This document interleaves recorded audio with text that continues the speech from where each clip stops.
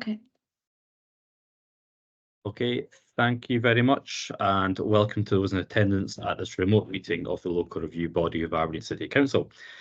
Please note that the meeting will be recorded and published online for public access after the meeting. You're also reminded to note that we may have members of the public and press observing today's proceedings. Can I ask those who are observing today's meeting to keep their microphones and cameras switched off throughout? Can members of the local review body leave their cameras on but mute their microphones when not speaking? As the local review body contains quasi-judicial business, members are reminded that it should not leave the meeting during any consideration of the reviews. This meeting has been convened in response to 2 requests for a review of the decision taken by the appointed officer under the Council scheme of delegation. Members of the local review body have therefore copies of the review documents listed in the notes calling to the meeting. There is a slight variation to the meeting today and the papers published, as item 3 has been deferred to a meeting that will be held at a later time. I will now ask Ms McBain, the Assistant Clerk, to outline the procedure to be followed in the conduct of these reviews and to take a roll call of all members present. Ms McBain. Thank you, Convener. So just please indicate that you're present first of all. So Councillor McCrae. I'm present. Councillor Farquhar. Present. Councillor Lawrence. Present. Councillor MacDonald. She'll be Present. here, sorry. And Councillor Radley. Present. Thank you. I'll just read through the procedure note now. Hold on one sec. Okay, so members have the procedure note, which was circulated with the meeting papers and is intended to set out the wider framework within which the review process operates. From this, it is clear that the first task for the review body is to come to a decision on whether the review documents contain sufficient information for the case to be determined without further procedure, and by that it is meant without further information or representations. To assist, I feel it would be helpful to mention the following. Firstly, that the regulations governing the local review process requires that all matters which the applicant intends to raise in the review must be set out in or accompany the notice of review. Secondly, that the focus of the review should be on the basis of what was before the appointed officer when a decision was made, and only in exceptional circumstances will new or additional matters be permitted to be taken into account. Thirdly, to note that the modernisation of the planning system, which included revisal of the planning appeals process, of which this LRB is part, removed the previous right on the part of an applicant to insist on a hearing and replace that with the LRB, providing them with the power to choose a procedure which more accurately reflects facts and circumstances of the individual case. And lastly, that guidance issued by the Scottish Government's Chief Planner in 2011 stated that reviews should be conducted by means of full consideration of the application afresh.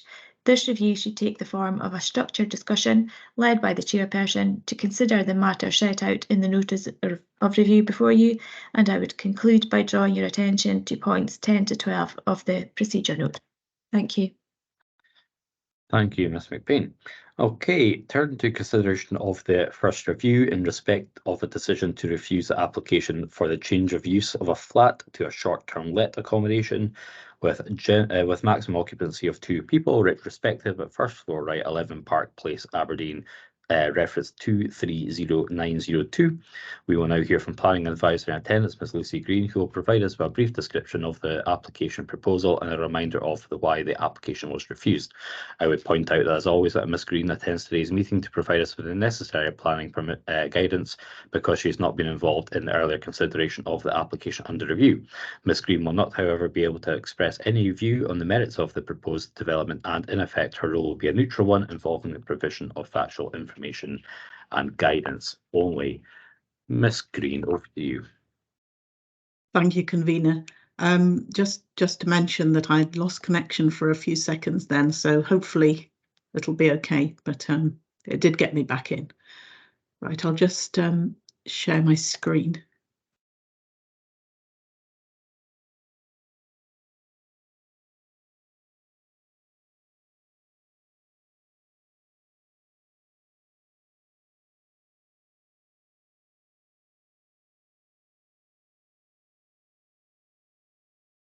Okay, so as you mentioned, Convener, this review is into the refusal of an application for change of use of a flat to a short-term let at 11 Park Place, and it's retrospective.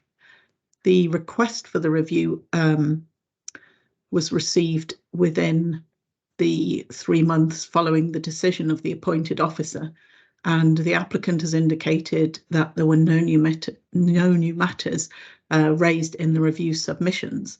In terms of the procedure by which the review will be conducted, the applicant has expressed the view that the review may proceed on the basis of the information submitted. So I'll provide some background information before handing back to members to decide how to proceed.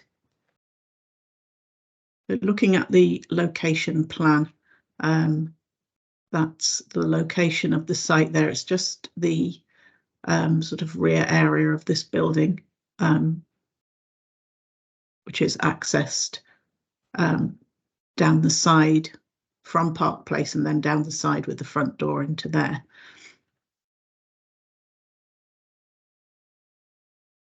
The layout plan of the property.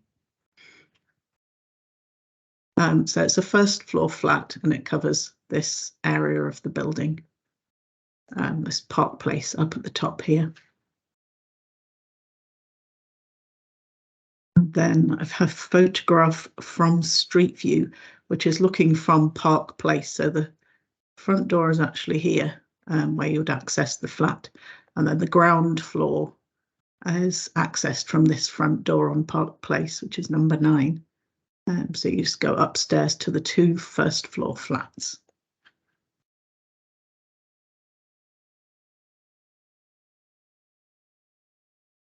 It's taken from Google, and the flat has these windows here, accessed just on the side there.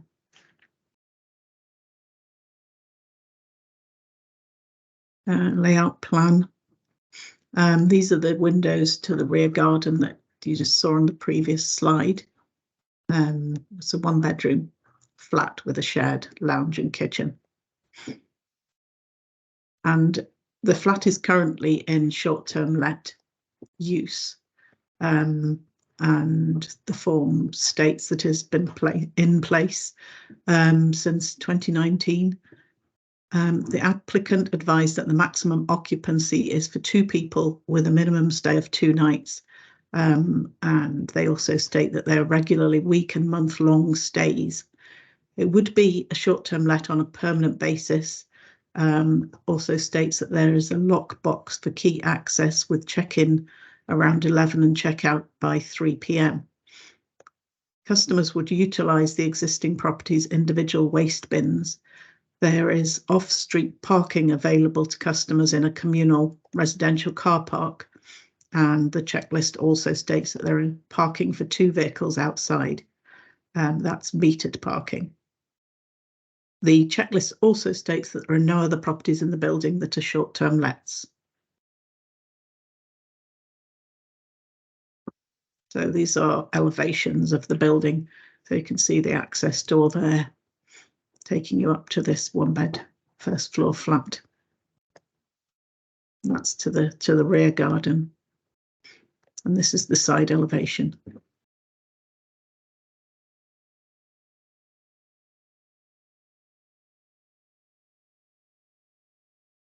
So reasons for the decision: impact on the neighbouring first floor flat due to shared hallway, stairwell, and the frequent changes of occupant and also cleaners visiting, and the impact of that on security, both real and perceived, and privacy compared to a mainstream residential use, and that the proposal would therefore be contrary to policy H1 residential areas, D2 on amenity, policy D1 on quality placemaking, those are in the local development plan, and policy 14 on design in National Planning Framework 4.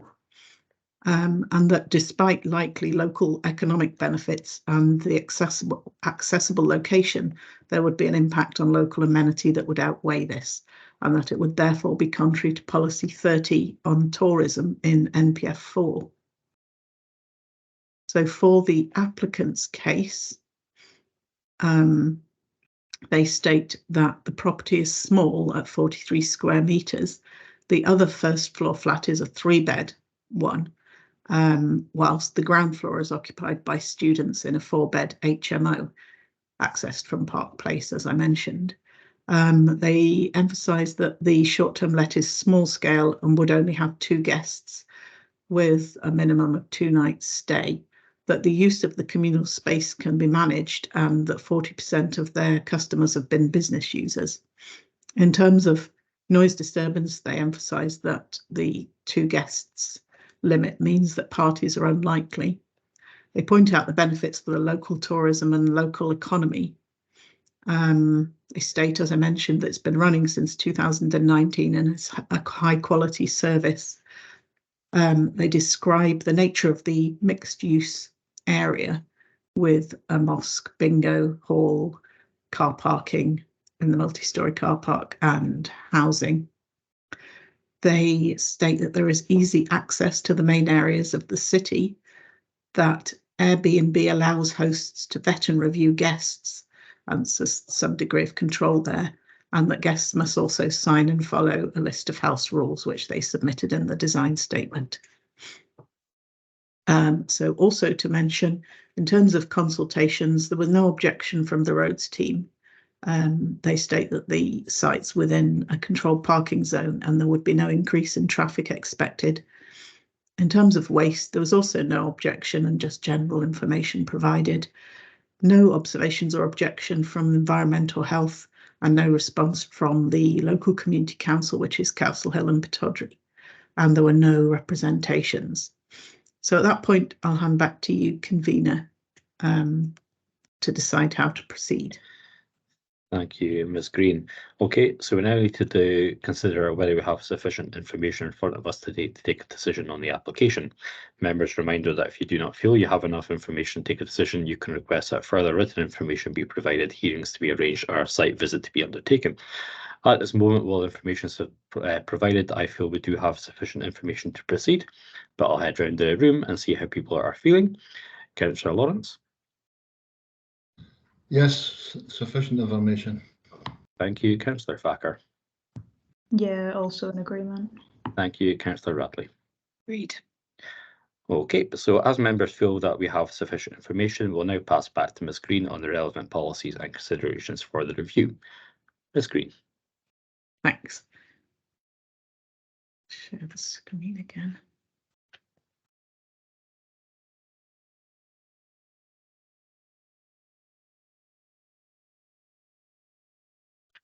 Okay, so looking first at policies from National Planning Framework 4, there's the policy 1, 2 and 3, which are relevant to all applications and discuss climate and nature crisis, mitigation and adaptation for climate change and biodiversity. Policy 13 on sustainable transport and just stating that sites should be accessible by public transport and active travel. Policy 14 is on design and has a number of criteria within that, which I'll cover.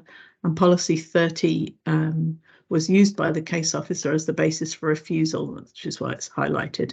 And I'll look at that in more detail on the next slide.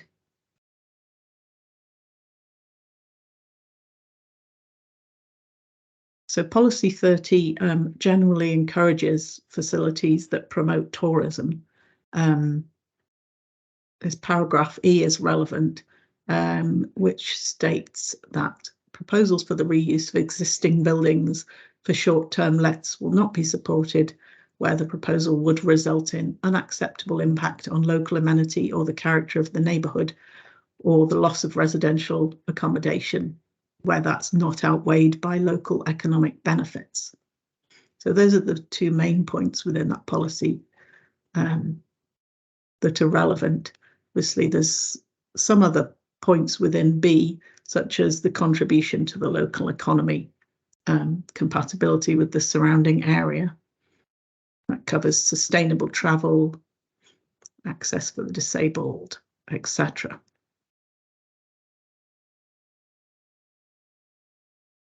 In terms of local development plan policies, the site's zoned within a residential area, and policy D2, so I'll cover that in the next slide, Policy D2 on amenity considers the contribution of the building to the street and amenity for occupiers, etc.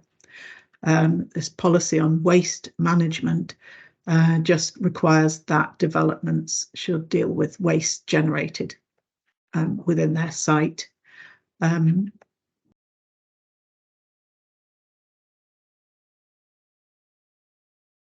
Policy VC2 I will cover on the following slides, and then sustainable transport policy that states that developments must be accessible by sustainable means of transport, active travel or public transport, and then parking considers appropriate levels of parking for the use.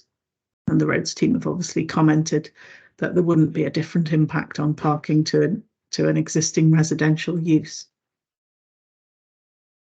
I've just included a slide showing the local development plan zonings. So that's the site within the residential zoning.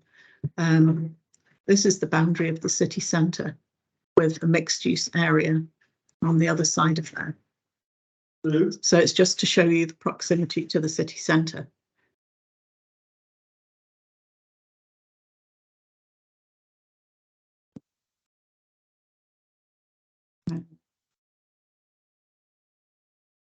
The residential areas policy, in terms of non-residential uses, which this would be counted as, they will be supported if they are considered complementary to residential use, and where it can be demonstrated that the use would not cause conflict or nuisance to the enjoyment of existing residential amenity. And in terms of policy VC2, tourism and culture, obviously proposals for new visitor attractions and facilities capable of strengthening the appeal of the city to a wide range of visitors would be supported.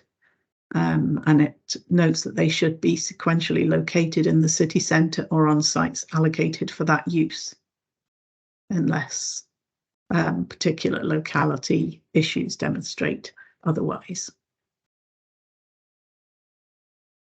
So this slide covers the Scottish Government's publication on short-term lets, and it highlights the contributions of short-term lets to the tourist economy, where they offer visitors a unique sort of experience with a host's local knowledge. They provide a facility that's not provided by hotels and hostels. They can offer a more affordable accommodation, and they can also provide additional capacity for things like events. There was also the Scottish Government research findings, which highlighted the economic benefits of STLs.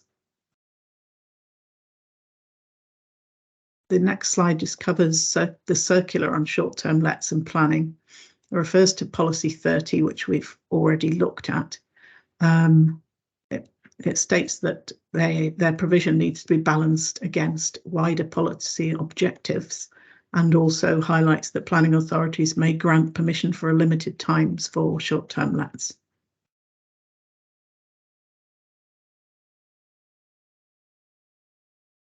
So this slide is a reminder of the primacy of the development plan, that application should be determined in accordance with the policies in the local development plan and the national planning framework, unless material considerations indicate otherwise. And finally, the basis for the decision in this case, the sites within a residential areas zoning, the impact on amenity is a relevant consideration in terms of policies H1, VC2 on tourism and policy 30 on tourism, and those were used as the reason for refusal on the decision notice. So consideration of the appropriateness of the location for a short-term let and the appropriateness of this particular property and the impact on the local economy. And overall, does the proposal comply with the development plan as a whole, or are there material considerations weighing for or against the proposal? Okay, Thank you. I'm happy to answer any questions. Thank you very much, Ms. Green. Do any members have any questions? I think a question from myself in regards to being a retrospective and being operating for the past 4 years. Are we aware that there has been any sort of nuisance or any antisocial behaviour call-outs by ASBER or anything like that with relation to the property itself, or has it been relatively okay? I'm not aware of anything. There's nothing in the report or in the environmental health response. I mean, I haven't separately searched for that information, but there's nothing provided in the submissions to suggest that there's been any complaints. Okay, thank you very much. Okay, if members are happy, not seeing any further indications for questions at the moment. No, last call. Okay. So in accordance with the procedural note circulated, the local review body will now discuss and decide the manner in which the review is to proceed. I would highlight that all representations relating to the case have been considered and taken into account. So we now move to the determination. What are people thinking? And in terms of what's come to us so far, in terms of policy H1 with residential areas, I'd be inclined to disagree with the outcome of that. I think there's been no nuisance raised. It has been operating for the past 4 years with relatively, well, no issue as far as we are aware, and there's been no objections from the local community council or the residents nearby, which is good.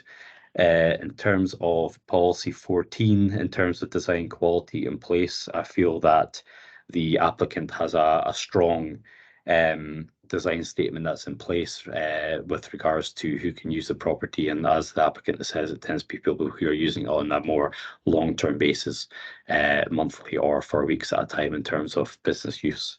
And policy 30 in terms of tourism with the impact and the loss of accommodation. Again, this is retrospective.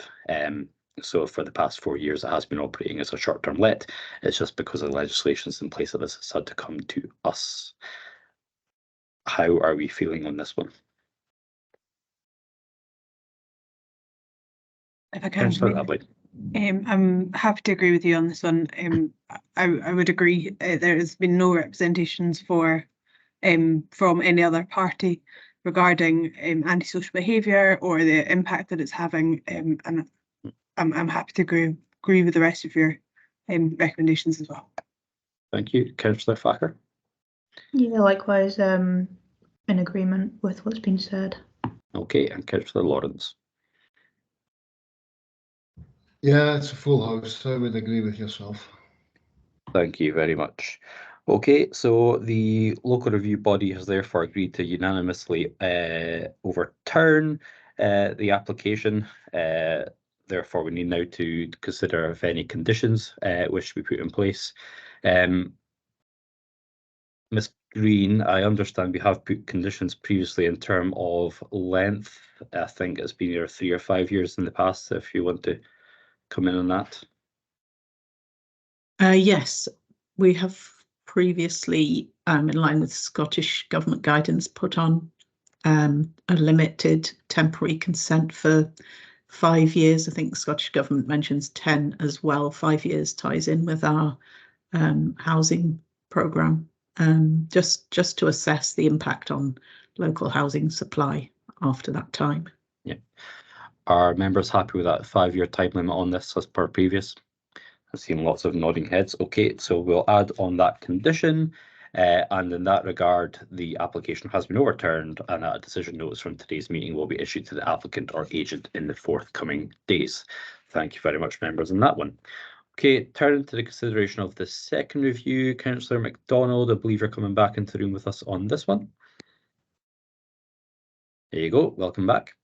Thank you. Okay, so turning in consideration of the second review in respect to a decision to refuse the application for the extension to the existing garage to farm equipment store. And this is at New Mill Farmhouse, North Deeside Road, Aberdeen, reference 230645. We will now hear from the planning advisor in attendance, Ms. Lucy Green. Just to point out, as per the previous, Ms. Green attends as a neutral and provides factual information to us in guidance only. Ms. Green, over to you. Thank you. I'll just share my screen.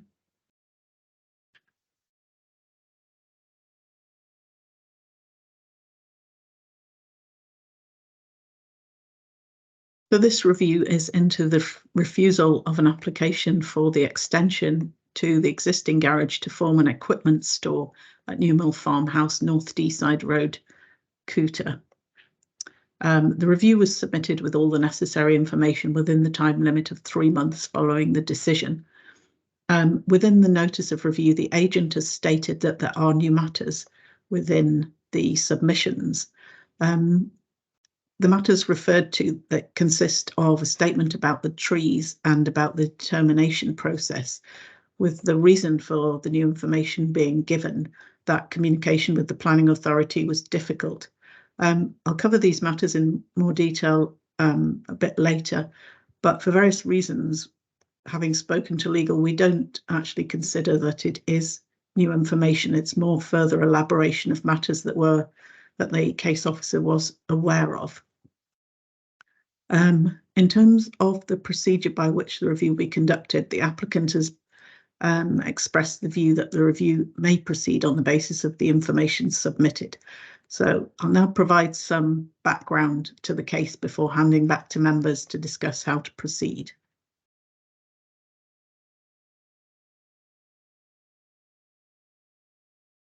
So this is the location of the site, Newmill Farmhouse, just to the west of Cooter here. And this is a more detailed layout plan of the site. So this is the farmhouse, and then this is the existing garage. And this plan also shows or indicates the location of trees within the site, existing trees within the site. Although it's obviously not a full tree survey showing root protection areas, etc.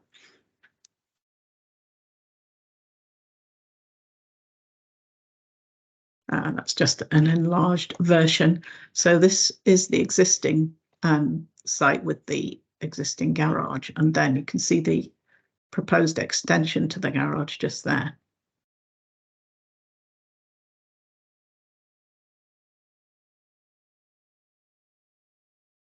This is an overhead photo taken from Google Maps, and since the time of this photograph, trees around the actual garage, immediately around the garage, have been removed, and I've got some photos that I'll show further on in the presentation. There are also some in the applicant's statement, which you may have seen. I've got quite a lot of photographs here. This is taken from Google Street View and is prior to the removal of the trees. We can see the existing garage there, and then the farmhouse just behind in the background. And that's North Deeside Road, obviously. But further along, that's the existing garage that would be extended. These trees have now been removed, and the garage would be extended here. And this is just looking back the other way with the garage there and the farmhouse to the side. These photographs were taken from the case officer's site visit, which was during the summer at some point by the looks of it. I don't have the actual date, but it was post removal of the trees because they were removed prior to the application being submitted. So this is the front of the existing garage, looking from this direction. Got quite a lot of these, so I'll go through them quite quickly. That's just obviously the front of the garage looking toward the farmhouse. Side of the existing garage, so the extension would be just here.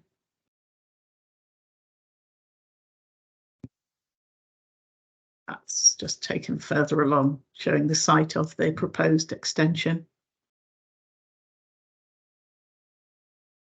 And just showing the rear of the site where the extension would go.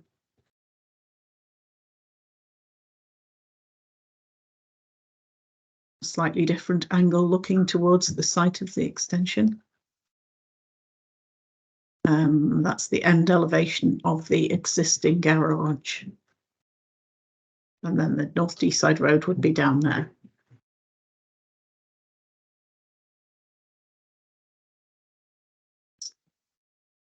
Taken from the front of the garage looking down to the road. And then taken from North Deeside Road, so that would be the site of the extension to the garage, and it's the same height as the existing, same size, so that it would be doubling the size of the garage.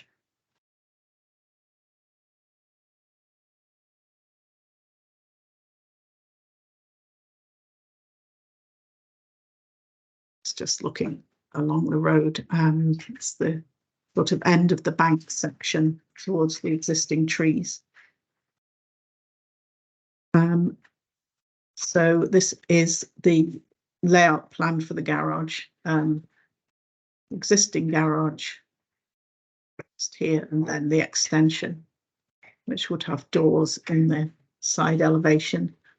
I'm just showing the existing roof and then the proposed extension to the roof.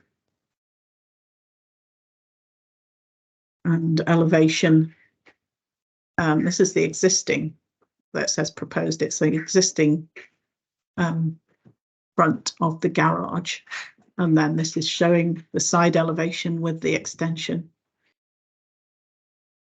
And the walls would be in concrete block with the cement render. That just notes the granite of the front. The roof would be finished in slate, and then the tabling would be in precast reconstituted granite. Timber windows and doors, and rainwater goods would be in black UPVC. So just moving on to the reasons for the decision. Firstly, the proposal would be inappropriate in scale, massing, footprint, design, and doesn't reflect the proportions of a domestic ancillary building. Overall, there's a dominate, it would be overly dominant on the side area with a negative visual. Oh, sorry, I lost connection there for a moment. Go back to the slide. Right. With a negative visual impact on the character of the greenbelt. It would be in a prominent and elevated position next to the A93, and together with the scale and massing of the proposal, that would have a negative effect on the landscape setting along a gateway route into the city. And overall, the proposal would therefore be contrary to policy in the greenbelt and design in the Local Development Plan and National Planning Framework 4. In terms of the trees, the reasons for refusal include that the impact on the trees hadn't been demonstrated by the submission of a survey, so there wasn't enough information in order to assess whether there would be further tree loss. And potentially that could be in a sensitive and prominent location. So for that reason, the application was refused on the basis of policies on trees as well. And it was also noted that there would be a degree of conflict with policies on climate and nature crisis, climate mitigation and adaptation in the National Planning Framework. So for the applicant's case, there was a statement from the applicant themselves as well as one from the agent, so this covers both sets of points. They stated that the space is needed for essential equipment that supports a sustainable living practices, that the existing garage is needed for vehicles and bikes, so that can't be used for the storage of the equipment, and the additional space is required. There's a commitment stated to maintaining the character of the farmhouse and the surroundings. They describe proposals to plant new native trees, and those are noted as 50 trees. They're not actually shown within the proposal, but described. There are comments relating to the application process, including reliance on Google Maps. They state that the approach is proportional within the green belt, that the design is harmonious with the farmhouse, and that overall it has a minimal landscape impact. It stated that the extension blends seamlessly with the existing building, the garage. There's a commitment to environmental sustainability and climate resilience. They described how expert consultants have looked at the impact on the existing trees, and they state that they are sufficiently far away and on a lower level, and that they're prepared to submit this survey contingent on getting planning approval. And they describe their proposals to plant 50 new native trees and install solar panels. There's a few further points. They state that they have sheep in the field adjacent to the house and that part of that has been rewilded. They state that tree management has taken place and will take place in the future, for example, where buildings and electric lines are at risk and where trees are overhanging the road. They state the footprint of the garage as 40 square metres, which would represent 1.6% of the total land area. They raise the point that the case officer has compared the footprint of the proposed garage to a 2 or 3 bed house, and they say that's not appropriate because it should be considered in the context that the building is needed to store larger equipment. They describe the character of the surrounding area and that features larger ancillary farm type buildings. They consider taking into account the size of the plot and that the Greenbelt focuses on maintaining the identity and boundaries of the city by directing growth to appropriate locations. So for those 2 reasons, they consider that the extension does not compromise the character of the Greenbelt. They make the point that the proposed extension would look better than timber sheds, as another nearby property has installed. They would be happy with a landscape plan being conditioned. They state that the site previously was used for scrap material storage, and they also include a number of photographs of the site and surrounding area. So just turning to the applicant's statement that there is new information submitted. As I mentioned, in consultation with legal, we didn't actually consider that it was new information. So I'll skip past that slide, and at that point, I'll hand back to you to consider how to proceed with the case. Thank you, Ms. Green. Okie dokie. So where are we on my paper? So now to discuss whether we have sufficient information in front of us today to take a decision on the application. Members reminded that if you do not feel you have enough information to take a decision, we can request further written information to be provided, hearings to be arranged, or a site visit to be undertaken. At this moment, with the additional photographs that have been provided by the officer, I'm content to proceed at this point, as we have a number of aspects around the building that's currently in situ, as well as the associated house. But we'll go around the room and see how everyone's feeling. Councillor MacDonald. I'm happy to proceed today.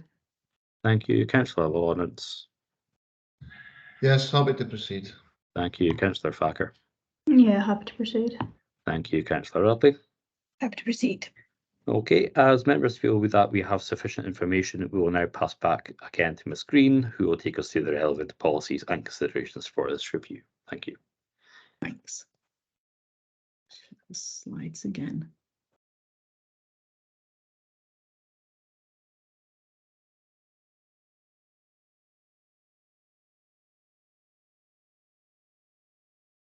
Okay, these are the relevant policies within the National Planning Framework 4, and I've just highlighted the ones that we used in the reasons for refusal. In terms of the first 3 policies, those were actually noted as tension with those as well, but weren't the main reasons for refusal. So policies 1, 2, and 3 are overarching and relevant to almost every application. Policy 6 on trees and woodland that promotes the retention of trees and woodland.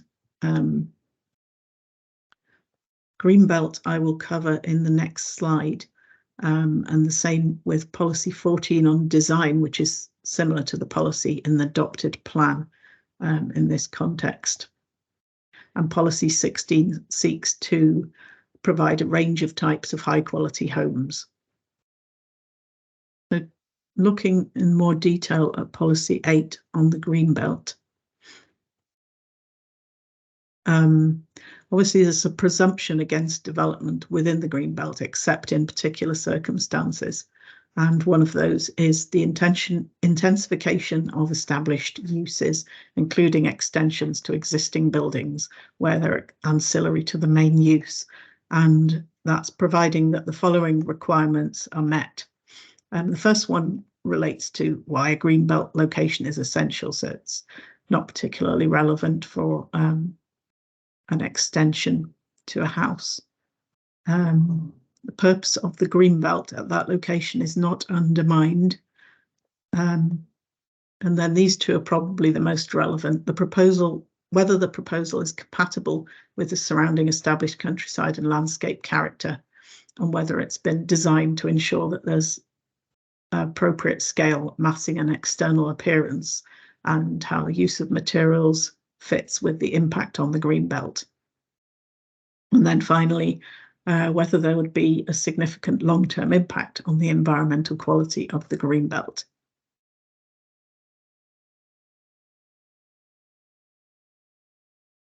I'm just looking at policy 16 on quality homes. So for householder development proposals, there are a couple of criteria. The first one is whether the proposal would have a detrimental impact on the character and environmental quality of the home and surrounding area. And secondly, impact on neighbours, which there are no neighbours particularly close in this instance.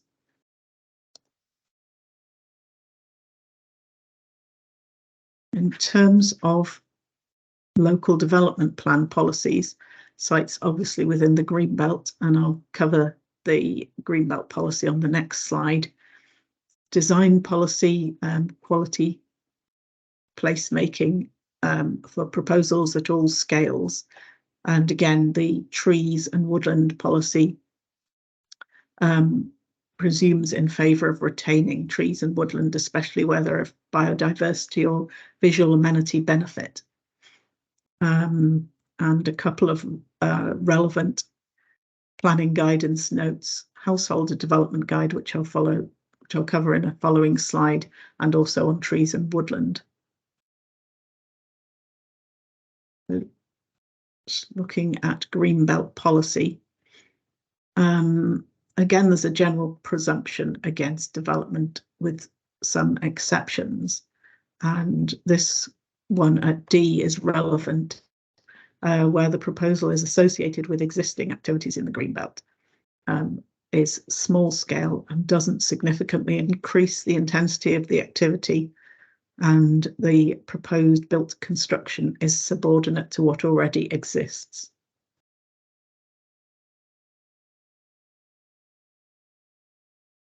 Looking at the householder guidance, it makes several relevant points. Outbuildings should be subordinate in scale to the dwelling house, and they shouldn't have a negative impact on the character of the surrounding area. Where the site is highly visible, it states detached garages should be of a scale and design that respects the context of the area. Proposals assessed on the impact on the amenity of the area in the same way as extensions.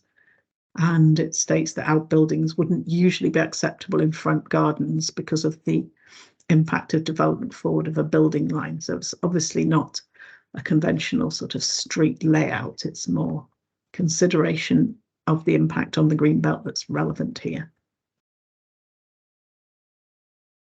And the design policy from the local development plan, high quality design being sought with a view to improving the overall quality of the area.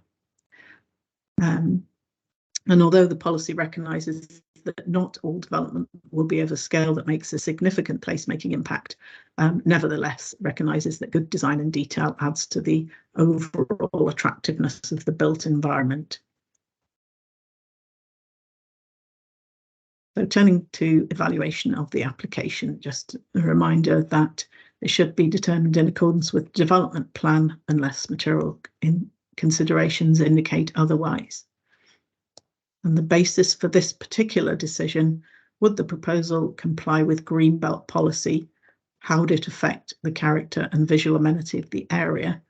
And are the scale and massing appropriate in the Greenbelt? How visually dominant would the extension be? And in terms of trees, we don't have a full tree survey available to us, so how important is that as a matter for consideration? And there's the guidance within the householder guide that I mentioned before. So overall, does the proposal comply with the development plan when considered as a whole, or are there material considerations indicating otherwise? So I'll hand back to you, and I'm happy to answer any questions. Thank you very much. Questions, members?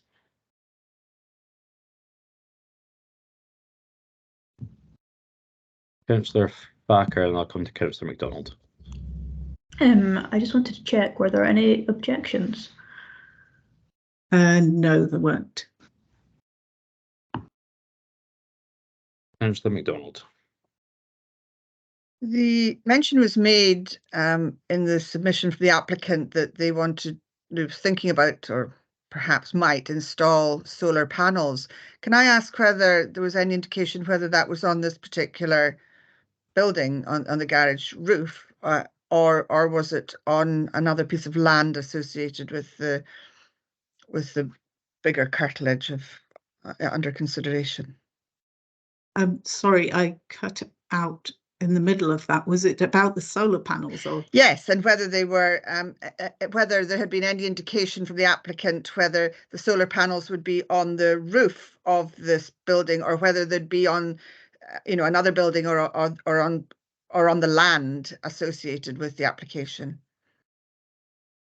No, they didn't. They haven't provided any further information other than that mention in the statement. To they're not shown on the plans.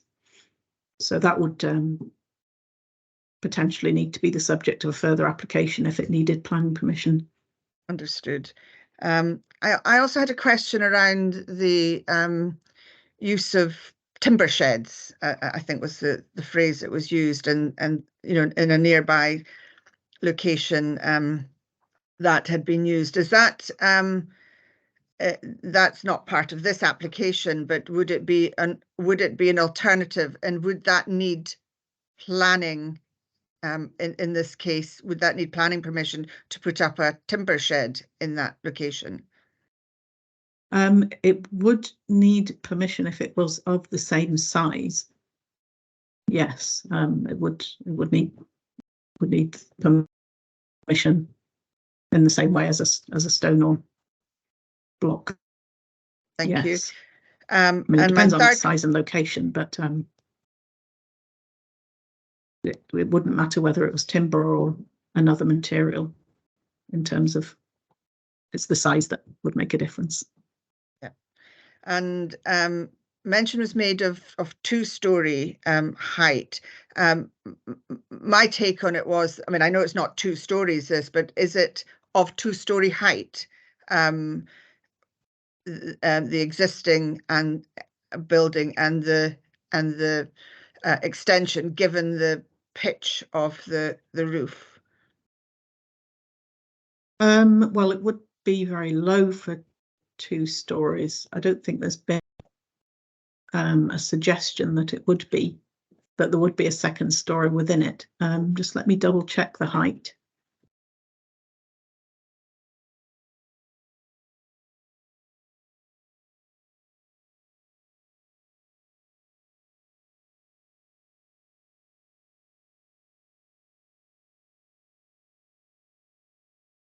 Yeah, it's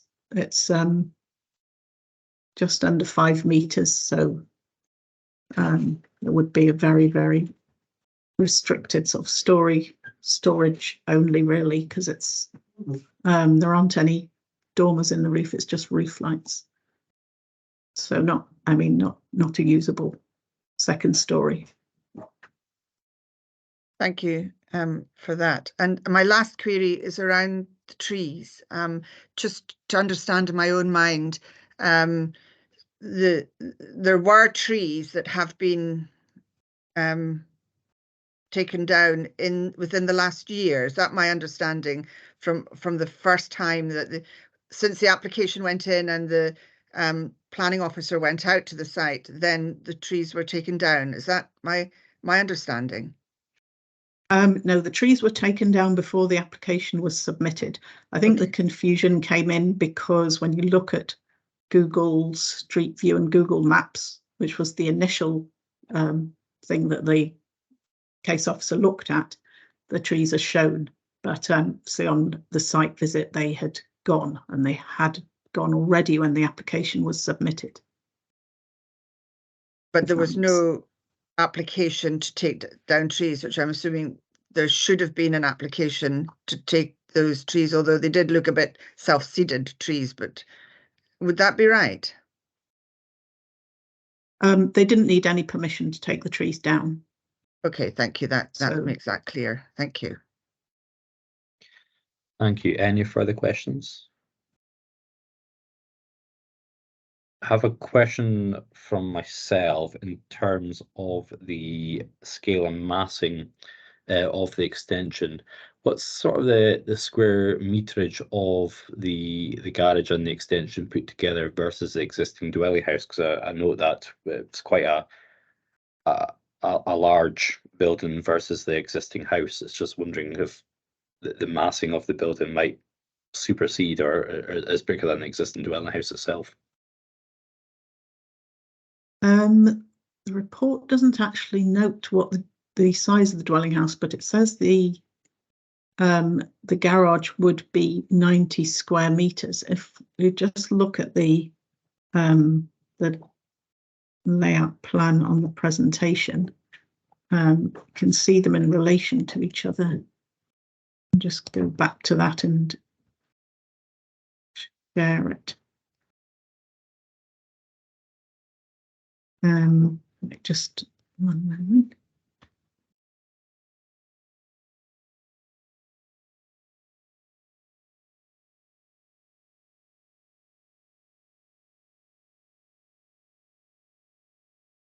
Yeah, so you can see that would be doubled to a maximum sort of 90 square meters footprint.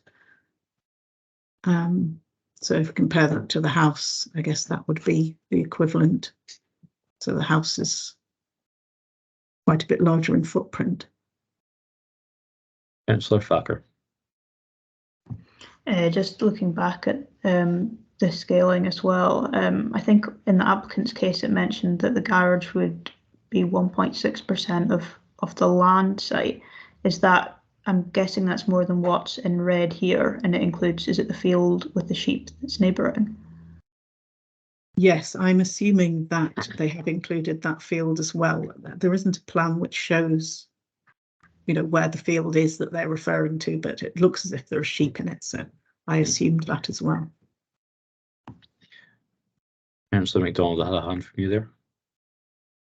Mine was very similar to Councillor Thacker's question. It was really to understand that massing, and in the context of what presumably at one time was perhaps you know, one whole area that's been maybe split over time into a steading has been refurbished and all the rest of it, as sometimes happens with particular farming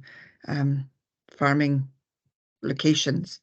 It was just trying to understand that percentage of 1.6. The applicant mentions sort of equipment or specialised equipment in relation to use of the land. Is this agricultural equipment, or have they expanded any further to what that equipment is? There doesn't seem to be much of an explanation to the use of the building, really.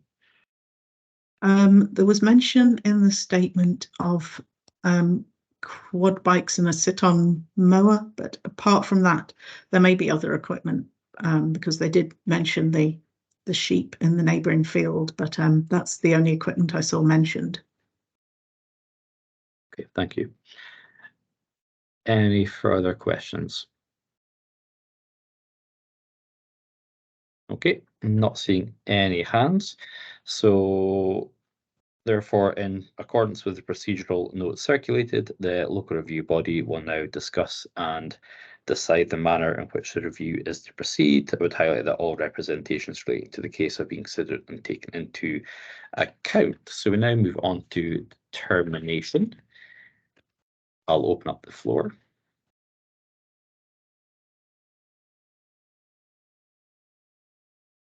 Anyone have any comments or how we've been minded to go on this one? I'm a little bit,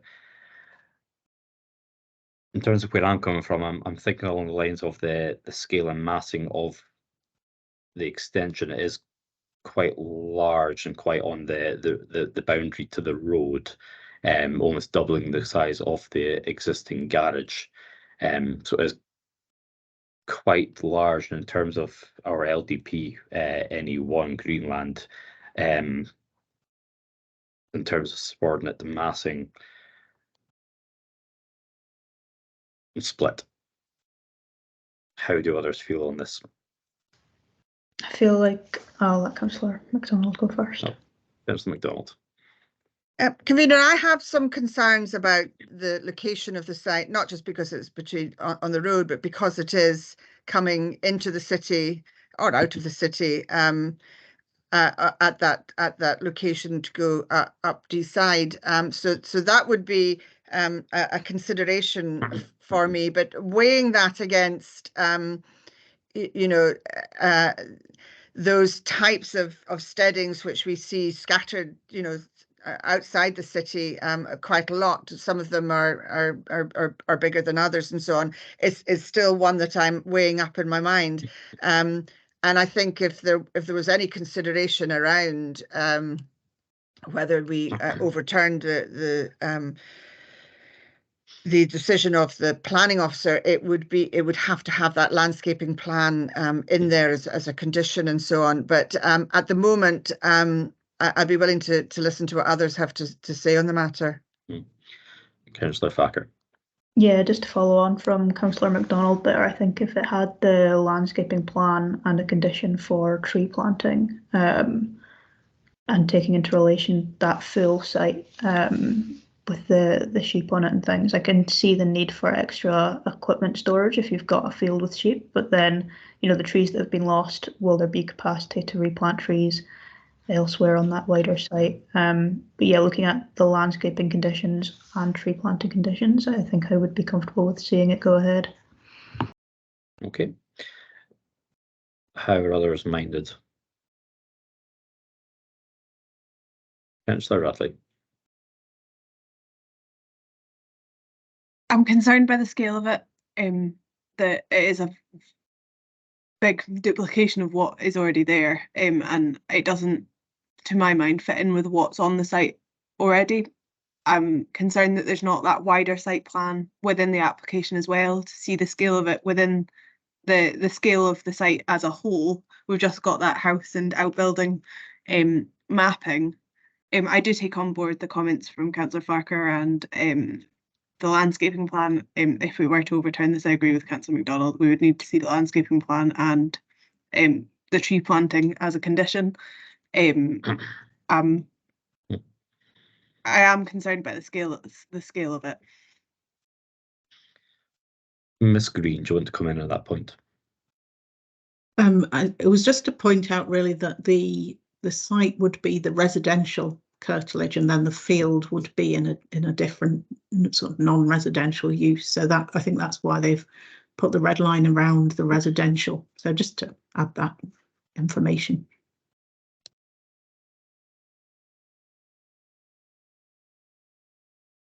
And so Thacker, do you want to come back in? You've got your hand up.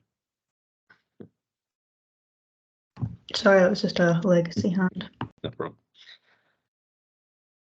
Yeah, Councillor MacDonald.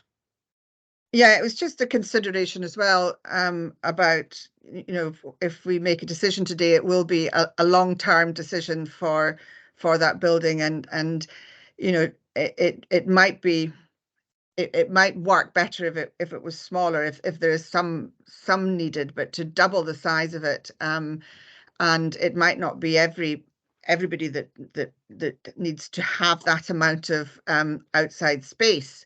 Obviously, for the applicant themselves, that is the case. So it's just weighing up that consideration for the future.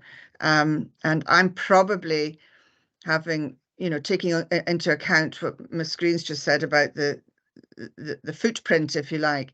I'm probably more minded to uphold the officer's recommendation, given the scale of the outbuilding that has been considered, and it would be better to have something more tailored but smaller. Yeah, I completely get where Councillor Thacker's coming in terms of the landscaping in that side, but it would need to be significant landscaping in order to soften the impact of the size and massing of the building, and I guess sight lines onto the road as you're coming into the city as well.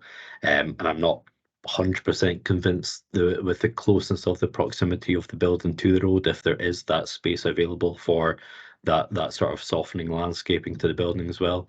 It is we are talking about doubling the size of what's there existing. It is it's in terms of our policy 8 and the LDP, in terms of any one, it is a sizable addition to that site. So I am torn, but I am sort of siding on upholding the officer's recommendations on this one as well. Councillor Radley. Given what Ms. Green did say around the footprint of the site being solely the residential area, I'm minded to agree with yourself, Convener. Okay. Do we have any further comments, or are we happy to move to determining the application? I'm not seeing any further hands. Okay, so in light of the discussion held, I am minded to uphold the officer's recommendations on the policies that have been outlined by the officer, but we'll go around the room. Councillor Lawrence. Yes, I agree with you. Okay, Councillor Thacker. I think I would go with tree planting and landscaping conditions, and approve otherwise, but I have a feeling I know how the votes are going, so I'll let you continue around the room. Thank you. Okay, thank you very much. Councillor MacDonald. Yeah, I'll agree with you, Convener. And Councillor Radley. Agree with you, Convener. Okay, so thank you very much. As the local review bodies therefore agreed to by majority uphold the decision of the appointed officer, therefore the application at this point has been refused, and that the decision note will be sent out to the applicant or agent in the next coming days. But I think that brings to a close today's meeting. As like I said earlier today, number 3 has been deferred to a previous point. So thank you very much, members, for your time today, and we'll see you at the planning meeting or the next LRB. Thank you very much. Thank you. Thanks.